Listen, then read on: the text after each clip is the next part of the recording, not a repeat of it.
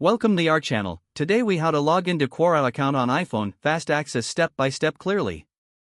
Open the App Store on your iPhone. In the search bar, type Quora. Locate the Quora app in the search results. If you haven't installed it yet, tap the Get button to download the app. Once the download is complete, find the Quora app on your home screen and tap to open it. On the welcome screen, look for the login option and tap on it. You will see multiple login options.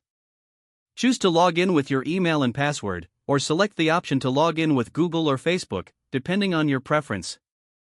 If you opt for email and password, enter your email address in the designated field. Next, input your password. Make sure to double-check for any typos in your email or password. Once you've entered your credentials, tap the Login button.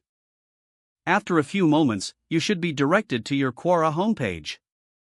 If you encounter any issues logging in, ensure your internet connection is stable. If you forget your password, tap the Forgot Password link to recover it. Follow the prompts to reset your password if needed. Now you are successfully logged into your Quora account on your iPhone. Enjoy exploring the platform for answers and contributions.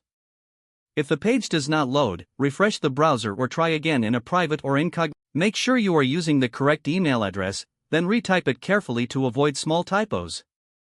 If your password is not accepted, use the reset option and create a new strong password you can remember. Check your spam folder for verification or security emails, then complete any requested confirmation steps. Enable two-factor authentication if available to improve account security and reduce unauthorized access risk. After signing in, review your profile details so your contact information and settings are accurate and current. If you see an error message, note it down and try again after restarting your device and internet connection. Log out when you finish, especially on shared devices, to keep your account and payment information secure. If the page does not load, refresh the browser or try again in a private or incognito window. Make sure you are using the correct email address, then retype it carefully to avoid small typos. If your password is not accepted, use the reset option and create a new strong password you can remember. Don't forget to like this video and subscribe to our channel for more step-by-step tech guides.